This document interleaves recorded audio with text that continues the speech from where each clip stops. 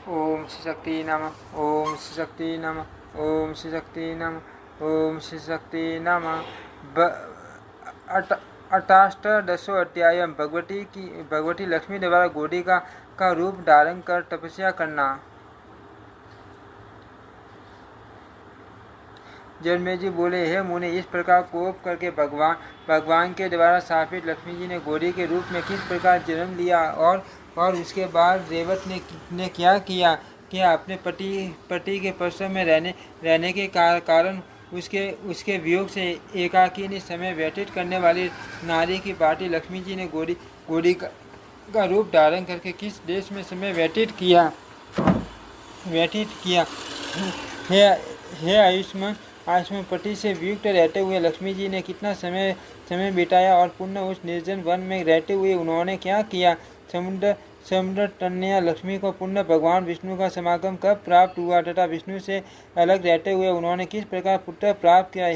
हे आर्य, इस वृत्तांत का वर्णन विस्तार के साथ कीजिए। हे विप्र, मैं इस अति उत्तम पौराणिक आख्यान को सुनना चाहता हूँ। सूची बोले, हे विप्रो परीक्षित पुत्र जन्मेजय के ऐसा पूछने पर व्यासी इस अति विस्तृत कथा का वर्णन करने लगे। व्यास जी बोले, हे राजन सुनिए। व्यास जी बोले, हे राजन सुनिए, मैं अब वह शुभ पवित्र स्पर्श अक्षरों से युक्त तथा कानों को प्रिय लगने वाली पौराणिक कथा कहूँगा। कामिनी रमा को विष्णु द्वारा स्थापित की गई देख कर रेवंत के भय के कारण जगतपति वासुदेव को दूर से ही प्रणाम करके चले गए।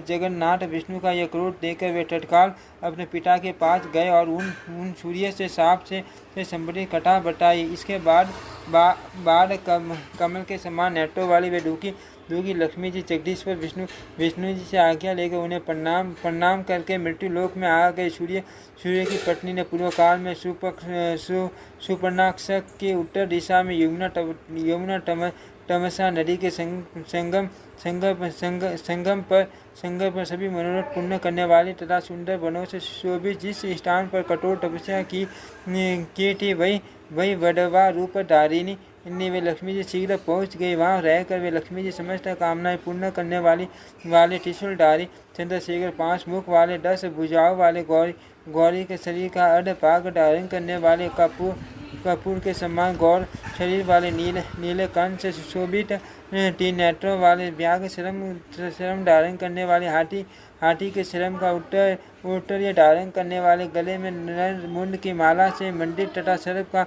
योग्य पवित्र धारण करने वाले महादेव शंकर का एकाग्र मन से ध्यान करने लगी।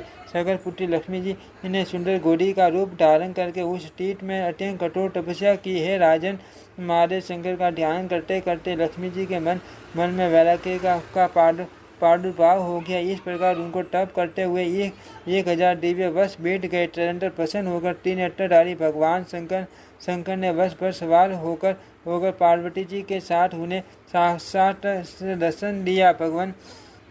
भगवान शंकर ने अपने गणों सहित वहां आकर तप करते हुए वडवा रूप धारिणी माँ भागा विष्णु प्रिया लक्ष्मी जी से कहा, हे कल्याणी, हे जगत जननी, आप तपस्या क्यों कर रही हैं? मुझे किसका कारण बताइए। आपके पति विष्णु तो स्वयं संपूर्ण मनोरथ पूर्ण करने वाले तथा सभी लोगों का विधान करने वाले हैं। हे देवी, भोग तथा मोक्ष प्रदान करने वाले जगतपति वासुदेव जगन्नाथ विष्णु को छोड़कर इस समय आप मेरी आराधना किस लिए कर रही हैं? स्त्रियों के लिए पति उनका देवता होता है। इस वेदोक्त वचन का उन्हें पालन करना चाहिए। किसी दूसरे में कभी कहीं भी भावना नहीं करनी चाहिए। पति की सेवा शुश्रूषा ही स्त्रियों का सनातन धर्म है। पति चाहे जैसा भी हो कल्याणी इच्छा रखने वाली स्त्रियों को निरंतर उसकी सेवा करनी चाहिए। भगवान विष्णु तो सर्वदा सभी प्राणियों के आराधना के योग्य हैं। अतः हे चिंडुचे, उन देवादी देव को छोड़कर आप मेरा ध्यान क्यों कर रही हैं? लक्ष्मी बोली, हे आशुतोष, हे महिषान, हे शिव, हे देवेश, हे दया निधान, मेरे पति ने मुझे साप दे दिया है। अतः इस साप से आप मेरा उद्धार कीजिए। हे संभव उस समय मेरे बहुत पूछने पर दयालु भगवान विष्णु ने सांप से मुक्ति का ये उपाय भी बतला दिया था। हे कमल लाले, जब आपको एक पुत्र उत्पन्न हो जाएगा तब सांप से मुक्त हो जाओगे और वैकुंठ धाम में पुनः आपका वास होगा। हे देव श्री विष्णु के इस प्रकार कहने पर मैं तपस्या करने के लिए इस तपोवन में आ गई और संपूर्ण कामनाओं की पूर्ति करने वाली आप परमेश्वर की आराधना करने लगी। हे देव मुझे निरपराध पत्नी को छोड़कर वे विष्णु तो वैकुंठ में विराजमान है, अतः पति के सानिध्य के बिना मैं पुत्र कैसे प्राप्त कर सकती हूँ। हे देव, हे शंकर, यदि आप मुझ पर प्रसन्न है तो मुझे वर दीजिए। आप तथा श्री हरि में निश्चित रूप से कोई भेद नहीं है। हे गिरिजा कांड, हे हर, जब मैं पतिदेव के पास थे तभी से मुझे ये ज्ञात है कि जो आप हैं वही वे हैं तथा जो वे हैं वही आप हैं, इसमें संशय नहीं। आप तथा श्री विष्णु में एक तत्व जानकरी मैंने आपका स्मरण किया। अन्यथा हे श्री आपका आश्रय लेने से मुझे दोषी लगता। शिव बोले हे देवी, हे सुंदरी, मेरे तथा उन विष्णु के एक तत्व का ज्ञान आपको किस प्रकार हुआ है? सिंधु जी, मुझे सच बताओ। देवता मुनि ज्ञानी तथा वेदों के तत्वदर्शी विद्वान भी तरह के कुतर्कों से ग्रस्त पड़े रहने के कारण इस एक भाव को नहीं जानते। मेरे बहुत से भक्त वासुदेव श्री विष्णु के निंदक हैं तथा श्री विष्णु के बहुत से भक्त मेरे निंदा में लगे रहते हैं। हे देवी, काल भेद के कारण कलयुग में ऐसे लोग विशेष रूप से होंगे। हे भद्रे, दूषित आत्मा वाले लोगों द्वारा दूर गए इस एक तत्व को आप कैसे जान गई? मेरे तथा श्री विष्णु का एक के भाव जान पाना सर्वथा दुर्लभ है।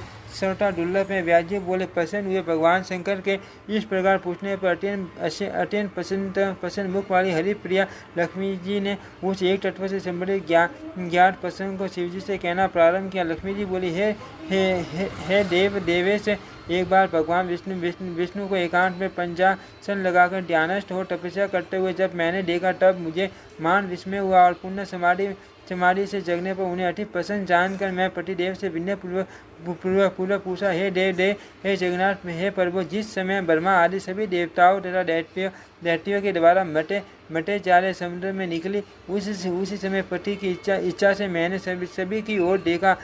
सभी देवताओं की अपेक्षा आप ही श्रेष्ठ हैं, ऐसा निश्चय करके मैंने आपका ही वरण किया। अट हे सर्वेश, आप किसका ध्यान कर रहे हैं? मुझे यह मान संदेह है कैटब बारे, आप मेरे प्रिय हैं। अट अपने मन की बात मुझे बताइए। विष्णु बोले, हे प्रिय, मैं जिन सुरश्रेष्ठ आशुतोष महेश्वर तथा पार्वती पति शंकर का ध्यान अपने हृदय में कर रहा हूँ उनके विषय में बताऊंगा। सुनो, असीम पराक्रम संपन्न देवादिदेव भगवान शंकर कभी मेरा ध्यान करते हैं और कभी मैं त्रिपुरासुर के संहार के देव शंकर का ध्यान करने लगता हूँ। शिव का प्रिय प्राण मैं ही हूँ तथा मेरे प्रिय प्राण वे हैं। इस प्रकार परस्पर अनुरक्त चित्त वाले हम दोनों में कोई अंतर नहीं है। हे विशाल नयने, मेरे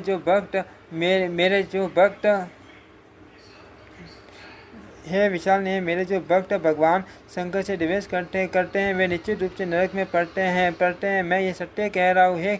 हे गिरिजा वल्लभ, एकांत में मेरे पूछने पर सर्वसमर्थ देव भगवान विष्णु ने ऐसा बताया था। अतः आपको विष्णु का परम प्रिय जानकर मैंने आपका ध्यान किया है।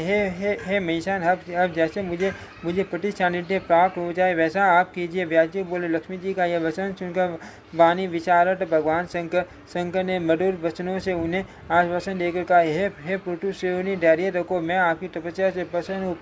पति से आपका मिलन अवश्य होगा, इसमें संदेह नहीं है। वे भगवान जगदीश्वर मुझसे प्रेरित होकर आपकी कामना पूर्ण करने के लिए अश्व का रूप धारण करके यहीं पर आएंगे।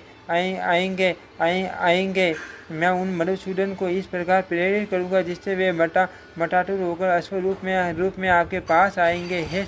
हे सूर्य, उन्हीं नारायण के समान आपको पुत्र उत्पन्न होगा। वह पृथ्वी पर राजा के रूप में प्रतिष्ठित तथा सभी लोगों से नमस्कृत होगा। हे माँ बाघ, है इस प्रकार पुत्र प्राप्त करके आप उन्हीं के साथ वैकुंठ लोक चली जाओगी और हे देवी, वहाँ उनकी प्रिया हो जाओगी। आपका वह पुत्र एक ही बार इस नाम से लोक में ख्याति प्राप्त करेगा, उससे पृथ्वी पर है वंश विस्तार को प्राप्त होगा, किंतु मदान एवं मदसित होकर आपकी हड्डियों में सदा विराजमान रहने वाली परमेश्वरी जगदम्बा का विस्मरण कर दिया। उसी से आपको ऐसा फल मिला है। अर्थ हे सिंधु पुत्र, उस दोष के शमन के लिए आप हृदय में विराजमान रहने वाली परम देवी की शरण में सर्वात्मा भाव से जाओ। यदि आपका मन भगवती में लगा होता तो उत्तम घोड़े पर क्यों जाता।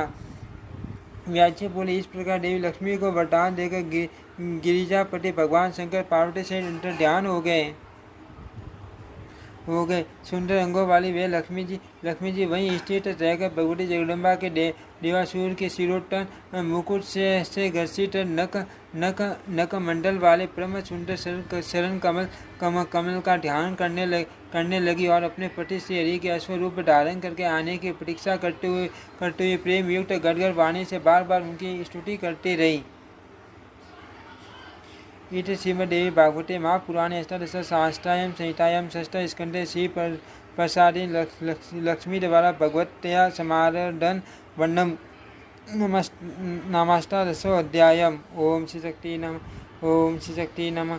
ओम श्री शक्ति नमः। ओम श्री शक्ति नमः। ओम श्री शक्ति नमः।